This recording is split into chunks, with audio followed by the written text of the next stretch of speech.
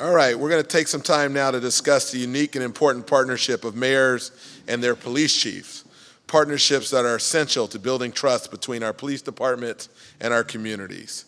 How these two city leaders interact is important to the success of our city's public safety overall efforts, which translates into residents' sense of safety and safety in our communities.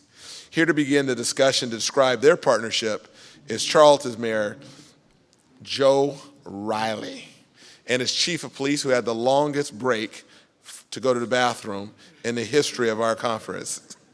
I want to thank Chief Mullen for being here as well.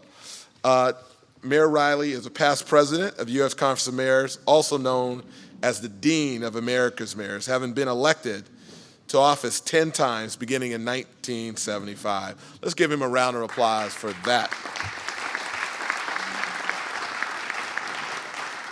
Through the decades, he has distinguished himself in every way possible as a mayor, working for the betterment of the nation's cities, not just his own. And through the decades, he has demonstrated that public safety is a constant in Charleston. Mayor Riley has long maintained that the appointment of the chief of police is the most important appointment he will make. He demonstrated that most recent in 2006 with the appointment of Greg Mullen, Air Force veteran whose law enforcement career began in 1982 in the Air Force Office of Special Investigations. Chief Mullen is the embodiment of Mayor Riley's commitment to strong community relationship in every way. Gentlemen, we look forward to your remarks. Mayor Riley.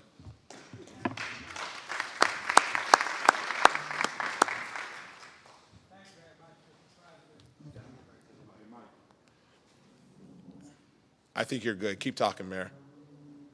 Keep talking, Mayor. Can we get the audio? There we go.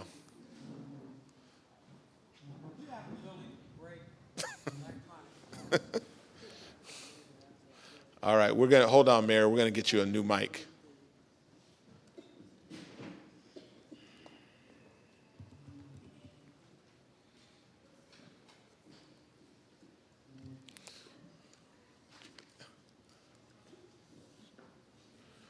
Getting a new cord.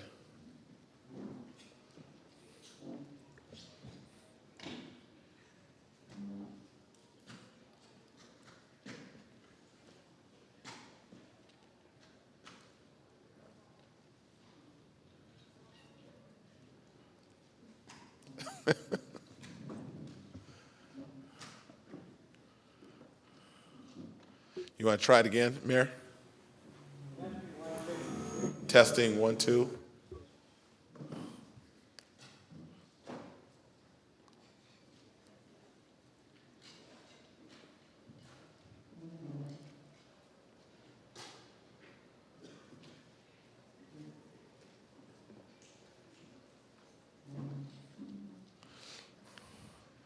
Mayor, we may have to have you come up here and give your remarks.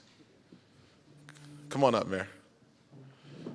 The Dean deserves to be up here. A round of applause for Dean.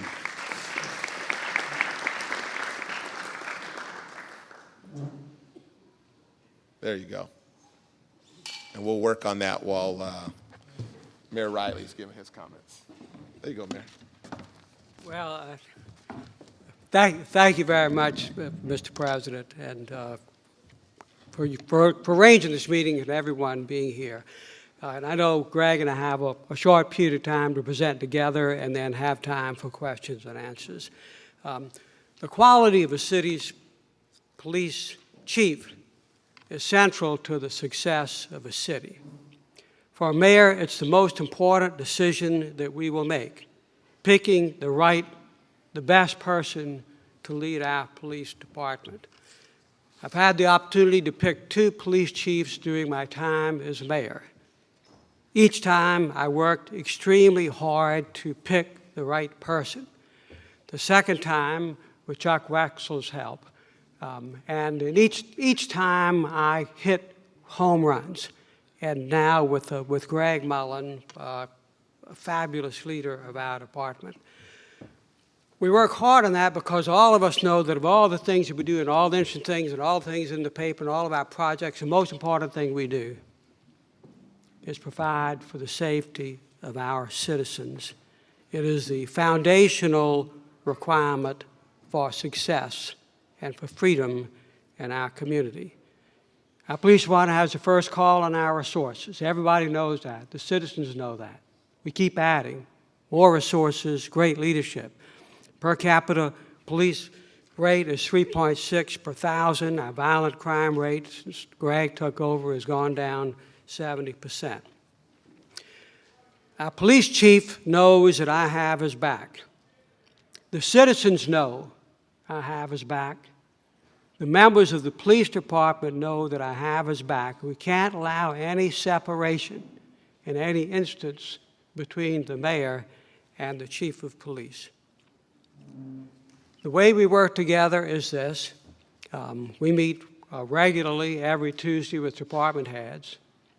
Greg's call is first priority of any call that I receive.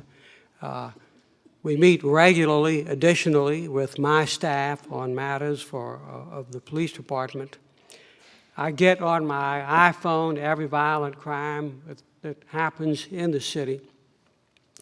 And we stay in contact on a regular basis. And when I call Chief Mullen in his office, I tell his assistant that if he is in an important police training session, do not interrupt him unless it's urgent, because I want Chief Mullen and the members of the department to know that his training and their training, I understand, is important to the success of the city. I encourage and support Chief Mullen's pursuing inventive and new approaches to law enforcement. I get all the reports. I get his weekly report. I know the strategy of each team and the action plan of each team. But I know that a mayor should not try to micromanage a police department. You hire a great chief, give them the support, and let them do that. We have teams, as all of you have. Within our teams, Chief Mullen developed community action teams, a layer of additional community support and engagement. We all learned a long time ago the solution isn't send in the troops and scare the hell out of everybody when there's a criminal problem in a neighborhood. Rather, it is, as we've talked about already today, building those relationships of communication, understanding, and respect. The CAT teams are in our high crime neighborhoods, and they build those relationships. And when I go in there, you see it happen. The cops talking to the kids and the citizens, and they know them and they know their names. A few years ago, Chief Mullen was walking down the streets of our inner city, and he said he noticed in looking at the kids a sense of lack of hope. So he created summer camps for children in the inner cities. It's run by our police department on a very modest budget. We use some police school resource officers and others on that. And these are for adolescents in the inner city whose summertime is a bad time. They don't have a whole lot to do, and they don't have good adult mentoring available. We now have 4 of these Camp Hopes. We've got a wonderful program called Friday Night Lights. And the thrilling thing about Camp Hope is when these kids graduate, and they've been taught and managed by these police officers, and they have all kinds of programs and field events and do things they wouldn't otherwise have to do. But these kids hug the police officer when they get their diploma. There's that bond of affection and respect that is impenetrable. Several weeks ago, or a couple of months ago, we had a police officer patrolling a very high crime neighborhood, an unusual neighborhood because it's separated from the rest of the city. And he noticed late at night, it was 85 degrees, somebody wearing heavy clothing and with his hand in his pocket. So the police officer went over to have a verbal encounter. How you doing? And in the process, to make a long story short, he asked the guy to take his hand out of his pocket. And he wouldn't. Turns out in his pocket was a loaded handgun and 4 extra bullets. The police officer, in the process of trying to achieve that and take him under proper control, getting that squared away, this person does an amazing thing and pulls out the gun and kills himself. Now, in an inner city, in a neighborhood, a police there, and a young man being killed, you can imagine what happens. And you can imagine what the newspaper did with it. Irresponsible and front page headlines every day. Investigated by the state. Clearly it was a suicide. There was no gunpowder on the police officer's hands or anything. The state determined that. The prosecuting officer determined it was suicide. The coroner determined it was a suicide. But you'd had all of this front page, sensational stuff going on. And in the neighborhoods,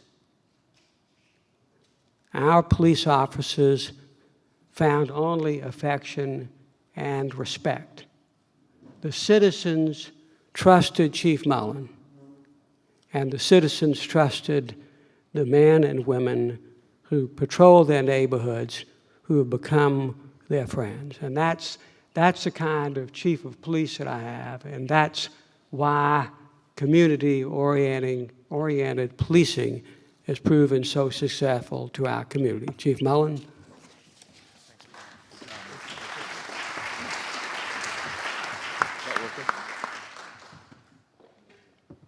Still no?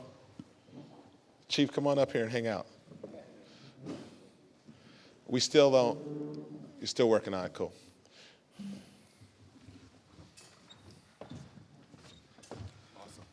Thank you very much. It's when Ms. Waxon called me and let me know that we were going to be talking today, she didn't tell me that we were going to be following the Attorney General, the President, and then Mayor Riley.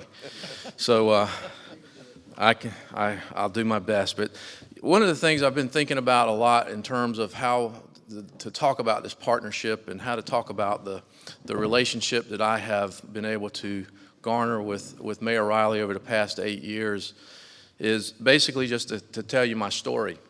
I've looked at all the community policing things and tried to figure out what would be really interesting to talk about, but all the people in this room, a lot of you created community policing. A lot of you have been doing community policing much longer than I've been in a leadership role in law enforcement. So I'm not going to go into that and try to tell you things that you already know, but what I'm going to try to do is tell you that from my perspective as a police chief for the last 8 years, there's 3 really important things for me in terms of the relationship and the partnership that I have with my mayor. The first one, as he mentioned very early on, is the support. There's not been a single day that I've been in the city of Charleston where I did not feel like that I had the 100% support of the mayor. If I wanted to do a new project, if I wanted to change the way we deployed resources, if I wanted to add resources, he was there for me. When we were in the worst part of the economic decline, we were adding police officers because it was important for us to do that. And from a police chief's perspective, I think that is critical in terms of that partnership. When you listen to one another, you're able to provide good information, you're providing why we need to do those things, and then to have the mayor support you. We've had some difficult decisions that we've had to make. We've had some difficult encounters that we've had to deal with. And in all of those situations, the mayor has been there for me. He's been there with me. It's been very rewarding for me because many times when I'm going through some of the most difficult times, he's the first call I receive in the morning just to see how I'm doing. How's everything going with you? Not how things are going with the police department, but how are things going with you? So the support and the commitment that he has to the police department is evident in everything that he does. And the actions that he takes clearly demonstrate not only to the police officers, but also to the people in the community the level of commitment and the level of engagement he has with the police department. So first of all, that support and the commitment. The second thing that I think really builds the relationship between the mayor and I and has helped us to really accomplish things in the city is his availability. He really helps me to reinforce when we talk about community policing and we talk about beat integrity and we talk about going out and really communicating and building relationships with the community. When he comes to events, and I'm not talking about press events or events where there's lots of dignitaries or other invited guests, but when he comes to events like our promotional ceremonies and our award ceremonies, he comes to our roll calls and just steps in and talks to the officers and thanks them for the things that they're doing every day and lets them know that he's hearing comments from the community, not about the fact that they're out doing crime fighting, which they are doing, but more specifically the things that they're doing that are not necessarily that crime fighting role. We were in Chicago a couple of weeks ago with PERF, and one of the things that the chiefs talked about a lot is that we've got to get away from this rating how well we're doing based on the number of arrests that we make, the number of crime reduction, which is very important, but at the same time, these relationships and looking at things that we can do to break the cycle that we are find ourselves in with generational violence, children exposed to violence. I know I met and looked at a program that was being done in New Haven a while back, and it was we're trying to do that now. It's a great program looking at children that are exposed to violence, and when we go and ask for money, when we go and ask for efforts, the mayor is always available to do that. When we're looking at legislation, when we're trying to change the way that we're able to deal with repeat violent criminals that were mentioned earlier, the ones that we need to target, the mayor is there with us trying to bring those coalitions together to change that. One of the greatest things for me personally is that a couple of years ago we worked on this repeat violent offender bill for 2 years. And it was the last day of the legislative session, and we thought that it was over. We thought that that bill was dead. But the mayor was on the phone all morning with the legislators. We got that on the last bill of the session for that day and passed that legislation that year. And that would not have happened had he not stopped what he was doing on other things. Passed by one vote. So his availability and his allowing the officers to know that he cares about them personally and the things that they're doing helps me to reinforce those issues in terms of building those community relationships, building those partnerships, looking at problem solving. And the final thing that I think is very important, and it really has nothing to do with law enforcement, but it has everything to do with community policing from my perspective. And that is the mayor, he has got to present to the entire city government that partnerships and problem solving is the way we operate. Because a lot of the things that we do in terms of community policing, and police officers know this, and mayors know this as well, but if I can't tell my police officers to go out and find issues and solve problems and then be able to reach out to other city agencies or other employees within the city government and have them respond, that's not going to be effective, and it's not going to really help us achieve the things that we need to achieve. What we've been able to create is we've been able to create basically a community government where the Parks Department, the Recreation Department, the Police Department, the Fire Department, we all work collectively in one common goal, and that is to resolve issues within our community. And that's not because of one person. It's not because of two people, the mayor and I. That's because of a collective understanding that we've been able to create.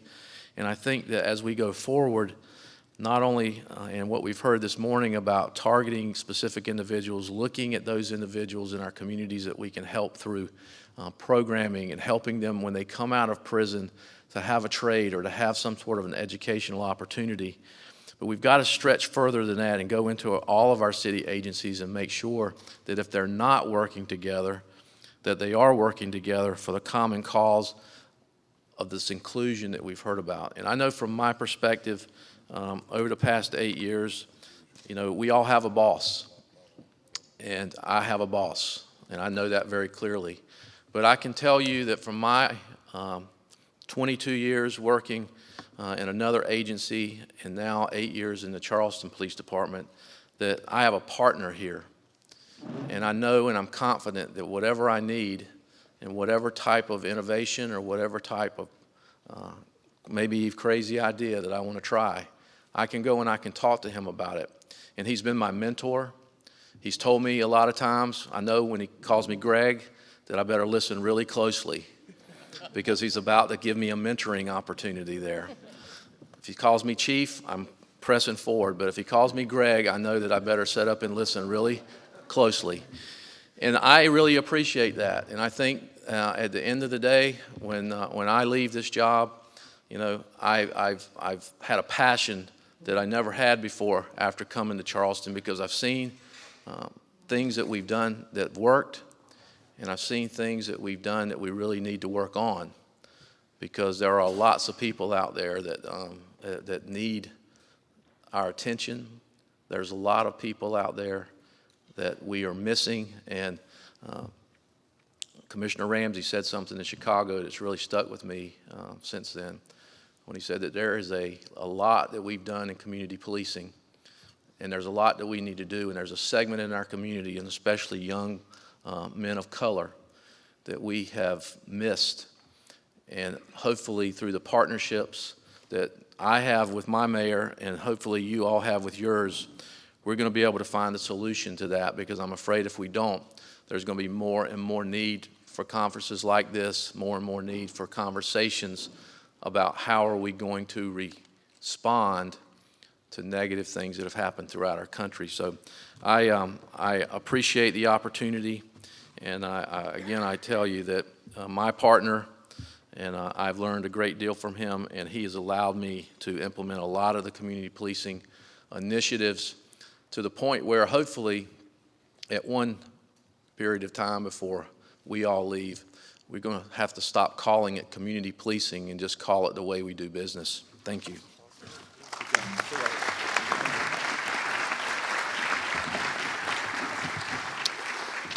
All right, thank you very much. So in the next few minutes, we want mayors or law enforcement to ask a couple questions. So we have a moment here where it's an opportunity for you to ask a question to Chief Mullen or Mayor Riley. So if you have a question, just kind of raise your hand and chime in. If not, I'll get it started, or I will call on. Yes. Good morning, Mayor. We've all known you for a generation. I compliment you on this great police chief. And please come back to New Haven. We'd like to show you more that we've done with children exposed to violence. You told a story. I'd like to tell a story. I have 3 children. My oldest graduated college and got a job in the nation's capital, Washington, D.C., where I knew he was safe in the days of Chief Ramsey. I'm an honest police chief, so I couldn't afford to buy him a car, so I bought him a bicycle when he graduated. And third week there, someone clipped the chain on that bike and stole it off the banister. And who do you think is the first person my son called 1,000 miles away? He called his father. So why is it the son of an American police chief wouldn't have the instinct to call 911 if we'd expect anyone else to? And I have to admit and apologize to Chief Ramsey that I didn't tell him to hang up and call the Washington, D.C. police. And unfortunately, it's a crime stat that wasn't reported at his CompStat. I just said, I'll take care of it. 2 weeks ago, we had a murder in New Haven, which is becoming rarer and rarer. No one called 911 to solve that case. They called their beat cop on his cell phone, which we issued them, which they use more than their radio. And I think the next generation of community policing, and I'm wondering if I've been doing it for more than 2 decades as an American police chief, and you've been doing it now for 8 years in a beautiful city. Whether the days of stranger policing is a day gone by. You know, when my child is sick, unless it's an emergency, I don't call anyone but my family doctor who knows my child. More and more, I think you call your family police officer who knows your child and your family. That the legitimacy of policing doesn't come from the badge anymore. It doesn't come from the patch. It comes from the relationship of knowing the person in that uniform. I know people who do not have a comfort level with the community, with the police department of New Haven, but they love their cop on their beat. That's the relationship they have. And that's the relationship of trust that matters in the legitimacy of the eyes of that neighborhood. And I'm wondering if you can comment on that in another city where you spent 8 years, because 25 years ago, we were talking about bigger 911 systems and faster police cars, and that police officers were interchangeable. Whoever arrived could do the job. And today we're realizing it matters who arrives. And that relationship, God forbid, could have developed in Ferguson that night between those young men, between that officer and that young man, long before that night they met over a conflict. Chief Muller? I agree with you 100% on that, because one of the things that we've seen, especially in some of our most challenged neighborhoods, is once we've put the officers in there and assigned them to those same beats every day, and they work there and they get to know the people not only that live there but frequent in the area, most of the calls do go to the individual officers that are working there. Even when they're off duty, they get the call. And it's really been a huge asset for us as those people get into the communities, they start to develop those relationships. And one of the things that we're trying to instill now is taking those officers that have really been successful at creating those relationships and beginning to integrate them into our training for in-service and other things, so that they can share their learning and share their skills with other officers. Because I think what happens in many cases is that the officers that are not working in the neighborhoods where they have that opportunity as much, because we still have some officers that are responding to call, they have not reached that level of interaction yet. And in some cases, I think they're just uncomfortable with it. And as we get more and more training on the officer level as they enter into the police department, I think we're going to continue to grow that. But I do think that the days of just driving around in the neighborhood in the cars are over. I mean, we're putting more and more people out on bikes, on foot, getting them out of their cars, because we just think that that's the way that they're going to develop those relationships, and how that trust and respect is going to be built over time. Awesome, thank you. Any other questions, comments from anybody in our audience? All right, I'm going to ask you guys a quick question. So either of you, when you think about when something bad happens, what are the protocols that you have in place to communicate with each other, and then how do you also communicate out to the public? Well, if it's something I get on my iPhone, every violent crime, and then if it's a homicide or something involving a police officer or whatever, Greg's judgment is excellent, and he will call me and say, Mayor, and he also knows I get up real early in the morning and I go to bed not too late at night, so he'll make the judgment call whether to call me at 11 o'clock or call me at 6 in the morning. But, you know, we communicate that way, and just it's natural and healthy. And, you know, I seldom have occasion to call Greg about something, just because it's, you know, I'm going to know it from him before I know it's a problem. Greg? Chief? Well, one of the things that we do immediately is we have command pages, like I'm sure everybody else does. So anytime any kind of a major event occurs, we'll get notified immediately, and either through a text or a phone call, depending upon the hour, the mayor is going to get notified. We immediately have our PIOs start to monitor the Facebook and the Twitter pages to see what's going on in terms of the reporting, because we know it's very important to get out in front of that social media especially. And then we start trying to communicate as quickly as possible with the local media, so that we can get the real story out and make sure that we're not dealing with false information or rumors. And then what we try to do is continually follow up on a regular basis with the news releases, press conferences, and as the case develops, we will continue to relay information out to the public. And one of the things that we've started to do, and I think it's probably not anything that other police departments don't do, but we are releasing our information to our community and to our internal officers, and actually to our own website and Facebook page and Twitter before we actually release it to the media. Because that way we're getting the information out fully, because instead of taking one or two lines out of a press release, the community is getting the full press release or either the full information that we're putting out. So our neighborhood council presidents, our neighborhood crime watch presidents, all of those folks get the information before it goes to the media, so they at least have some kind of context in which we're operating in prior to the media start doing the sound bites and the one-liners. Awesome. Mayor Riley? Well, one institutional thing, we have we're a city of about 127,000 people. We have 106 neighborhood councils. All those neighborhood councils meet regularly. I meet regularly with them, their presidents. Chief Mullen does, the police officers. But every time we have a meeting, the team leader or the CAT leader are in there, and they all have those cell numbers. And so we have this fabulous network ready to go that shoots the information out, and every one of our neighborhood councils know that our first responsibility to them, the first priority, is their safety. So it's a wonderful army that we have engaged together. Chief, how many officers do you have in your police department? 457 sworn. All right, any final question or comment from anybody? Yes, please, stand on up.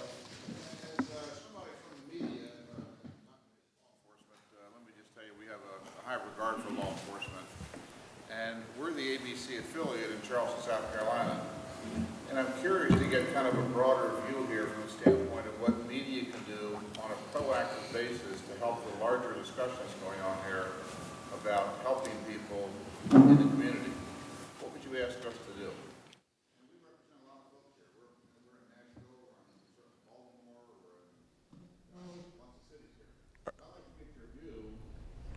As to what we can do as television station owners to help you do your job. Chief? Well, one of the things that we do is we regularly meet with the affiliates in the area, and we talk about constantly, if we have an issue, we talk about it with them very early on, and we don't wait for it to become a major issue. I think part of the concern that we have, and one of the things that we could work more closely with, is that if in a major situation, if information starts to develop, either through social media or other types of online processes, that if the reporters would do their best to try to verify that information before it is released. Because one of the things that we've seen over and over again is that we spend as much time trying to correct information that's been released inaccurately, when we have people that are willing to give that information to the reporters. It's just that now what's happened, it seems like that they want to get that, they want to be first out. They want to get the information out first, and it doesn't really matter if it's been vetted or not before it goes out. So one of the things that we're working very hard with our media outlets in the area is trying to figure out how we can better communicate during especially these major events, so that they're not putting out information. And I understand that they have to put out information and they're competing with other organizations.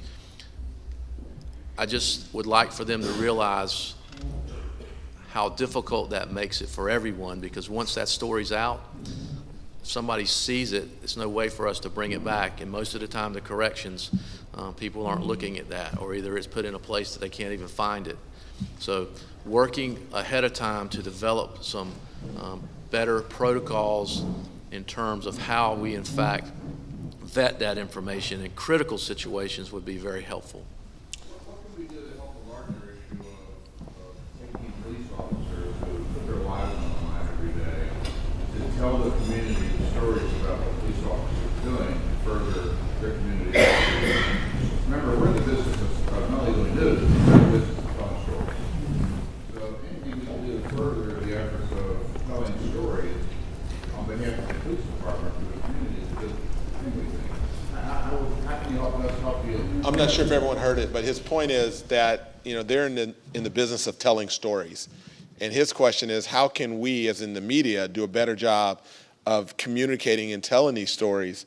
So if either want to address this, then if not, I'll go to Mayor Nutter. Well, I think one of the huge issues there is that if the news organizations would take the feel-good stories, more of the feel-good stories that we actually provide and do stories on them, that would be a huge help for the organizations across the board. I mean, we're constantly giving good feel-good stories about good things that officers have done, about good programming that's happened. We're calling and inviting them to come to the camp graduations or the community events that we have. And many times we don't get any representation from the media there. Now, if it's a crime story, everybody's there. Yeah. So I think if that could be addressed and they could at least look at how they could balance that and provide us, I know it's not going to be the same or equal, but at least take those stories that we're providing to them and give it some coverage, it would be very helpful. And I can tell you the police officers would be very thankful to be seeing their names in the news when it's something that they're doing well, that they do 99.9% of the time, versus that small percentage of the time when we've made a mistake or something has gone wrong. All right, final comment, Mayor Nutter and Mayor Finch.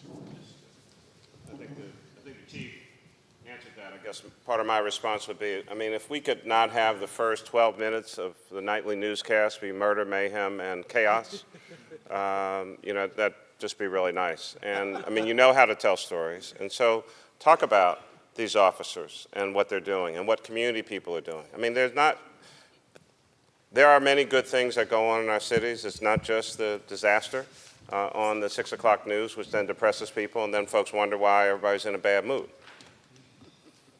A lot of good things are going on in Charleston. A lot of good things are going on in Philadelphia. A lot of good things are going on in every one of these cities. These folks do risk their lives, and in many instances, all the facts are not known. And so, you know, second-guessing their judgment in a split second for folks who know nothing about the dangers that are really on the street. Their general customers and clients, in many instances, are not the nicest folks in town. Doesn't mean they should be shot, but if you don't know all the facts, let's not report it as if we know all the facts. So, I mean, in terms of stories, you all know how to tell stories and have the power to shape opinion. Lastly, if you don't have something bad going on in Charleston, could you not try to find something in Kansas or in California or somewhere else just to fill up, you know, the first 10 minutes of the news? That would be fantastic. Thanks.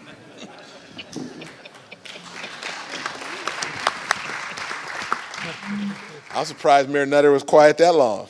All right, Mayor Finch, final comment.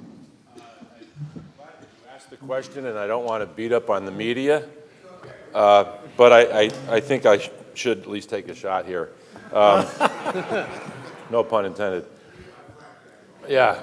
You know, I think a lot of us are called to lead, and I don't believe that the media has done very much of that lately. I think that's sort of a race to the bottom with most of our media in our area, especially the print media. So I'll give you a little bit of a slide on that.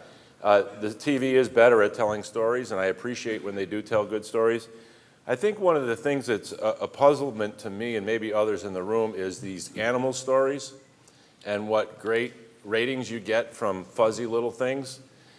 When human beings are doing much more important, relevant things to one another, and we get bounced or not covered at all with the great work that police and fire do. Human beings helping human beings, apropos of what the president said, you know, learning and listening from each other. And it seems like so much of our stories in the evening are about animal stories, and I'm certainly not cruel to animals. I love animals. I have 2 cats. I love it, you know. But it just seems to me that you guys love those stories, but they don't really need to be told that much because animals are just fine. It's the people that are starving and hurting that I have to work with. So I just want you to know, PETA right now is calling. I know. I'm on their list already, trust me. All right. Yeah, go ahead, David, and then. I would encourage you to reach out, not just in our city, but in any city where the broadcasters are. I would encourage you to reach out to the news directors in those towns and make yourselves available to tell the good stories that need to be told every day. The vast majority of the police officers do good work every day, put their lives on the line. We're a big supporter and a big believer in telling the stories that are worth telling every day about the good stuff that you folks do. So don't be bashful about reaching out to our news directors and saying, hey, pay attention to us. Yeah, they are. All right. If they work for me, if they work for me, they're interested. If they're not, I'd like to know who they are. Okay? Chief Zachary. I'm trying to have a relationship. I'm in Waco, Texas, which seems to attract all the weirdos. So I've had some experience in local media and national media. But that's probably the country. We have good relations with our media. We have a very affiliate.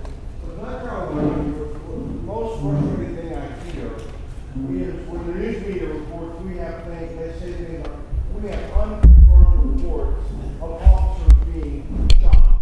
We have unconfirmed reports. We have officers. We have units headed to county. That word unconfirmed reports raises the stakes for every wife, husband, mother. And that's one of the things we can't get up and I can never say in a news report, I have unconfirmed reports the news media has done something. They would ask me about it. So I hear what you're saying, Mayor. I think we got to ask the same media for the same accountability that we're held to. Awesome. Go ahead, Chief, and then we're going to end right here. Just wanted to share a couple of things. I think if we start looking at police officers, looking at them doing the things they do off work, they mentor, they lead Boy Scouting groups, and they coach basketball and football, things like that. Those are great stories that look really good for the community. That's one way we can start that traction going towards that direction. To be good. All right. And if you get resistance, you know my phone number, you know where I am. No, we don't. What's your phone number? Wait, say it slow. 410. 410. Hold on. We want to make sure we get this. 410 568 568 1506. 1506. You call me, I'm the president of the company. I'm supporting you guys and gals every day. Anything I can do to help you, I will do. Sheriff? Well, we must be lucky in San Antonio because every single affiliate has a great relationship with the sheriff's office. That's not because they want to come to us and get all the bad stories. It's because, one, we want them there. In fact, some of my predecessors didn't even have a public persona. And as an elected official, as a public servant, it's important that we be able to get the message out. So one of the TV stations on a Sunday, we hosted every single reporter and brought them to the jail. It's the 16th largest jail in the nation. And we showed them the inside of our jail. Because most of what all of them had only done was stand on the outside and report with their satellite system. We also give them stories. Graduations are great, but it's the stories about what you're doing in the community, the mental health unit that doesn't criminalize individuals with mental illness. It's a lot of our other special units that we want citizens to know what we do, how we do it. We're not going to give them all the secrets. And there's a natural tension between law enforcement of not wanting to give up too much information about investigated issues and things that could hurt a court case. On the other hand, it's also the public's right to know, and how do you balance that? So one thing I did, I hired his desk assistant news director as my chief communications officer. So he knows how they think, he knows how we think, and it's really that collaboration of law enforcement with the media that really helps us. Now, we're going to talk more about that section. All right, thank you. We're going to end. So, Vice President of U.S. Conference of Mayors, Stephanie Rawlings Blake is here. She had some travel snafus, so let's give her a round of applause for making it. And the Sinclair Broadcast Group is actually based in Baltimore, so David has a very good relationship with Mayor Rawlings Blake. Thank you very much. And yes, my flight got canceled, and it was a very frustrating evening for me. But I have made it, so it's good to see all of you. And I do want to thank David and Sinclair. I believe you are a new member to the Business Council. So, Mr. Cochran, if you could check me off for that addition to the Business Council. I would say, with respect to relationships with media. And this is directly to Mayor Landrieu. I don't know exactly how it is in New Orleans about whether they care or not. I can say that I had those frustrations in Baltimore, and I went around to all of the news stations, and we had a very frank conversation about what I was trying to do, what the media was trying to do, the impact of the stories, as Mayor Nutter talks about, with the, if it leads, it bleeds. It's not perfect, but I can say that I saw a difference. After I did those meetings and the follow-up, we talked about how we could work better together, the information that we could, how we could give. One thing that I learned, and this is, I'm just going to take it out of any other city and into Baltimore, one of the things that I learned was that sometimes the people that I had working for me were sometimes the reason why the bad stories were leading. Whether people were withholding information or they just didn't get along. So much of what we do is relationship based, and when there were bad relationships, there were bad stories. So we've done a lot of work. Is it perfect? No, but I was extremely skeptical before I did that round robin thing that it would have any impact, and I honestly didn't want to do it. So I have been pleased subsequently. Has it been, all roses? Absolutely not.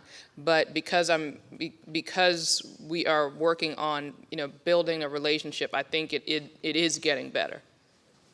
All right, yep, go ahead. Go ahead, Mayor Landrieu.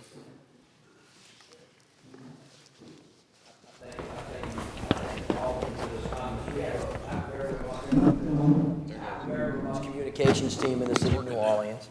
And I actually have a great relationship with all of my TV stations and radio stations, and we do meet with them on a regular basis, and I'm thankful for that.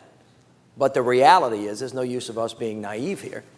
If I pave 150 miles of road at night, the story is not the new pavement. The story is the one pothole that is next to somebody's house. If I've took down 10,000 blighted houses, the story is not about the 10,000 blighted houses. It's about the one house that's not going to fall. I can tell you, without even knowing about it, when ratings are coming. You know about ratings, right? Because the stories that become on TV every night and come with great fervor when ratings are in are different from the ones that are not. And it's sweep, so you know it's coming. There's stories about corruption, there's stories about crime, there's stories about whatever, because you know what Shakespeare knew and everybody else knows. Conflict sells. And that's what stories are. And when you're telling feel-good stories, whether you're putting on the front of the paper or whether or not, it doesn't sell as much. That is just the nature of the business. It's not helpful. Nobody in this room is asking anybody not to tell the truth or not to be transparent or not to say what's going on. But if every night the story is one police officer who got in trouble and the next night it's the murder, and it's not an equal amount of time on the good things that are happening in the community, then what happens is the story that's being told is actually not the whole story. And I think that even when people are trying, and even people were working hard, the institutional design of the way the media works today always tends towards the negative and always tends towards the conflict. That's just kind of the way it is. So in some instances, it's a little bit to say they don't care. Of course they care, but they're limited, your reporters are, in terms of what they're allowed to do, what they can do, and what they sell. And maybe there needs to be a resetting of the clock, because all of us would like to have a wonderful story, Sheriff, with the media and invite them in, which is what we do in our city. It does help a little bit, but it really has a tendency to be around the margins and not in the essence of what the community is really hearing and seeing from the media as an accurate reflection of all of the good things and bad things collectively that are going on in our cities. Thanks, Mayor. Thanks. And at this time, we're going to wrap up. We want to thank Chief Mullen and Mayor Riley. Let's give them another round of applause. Hold on one second.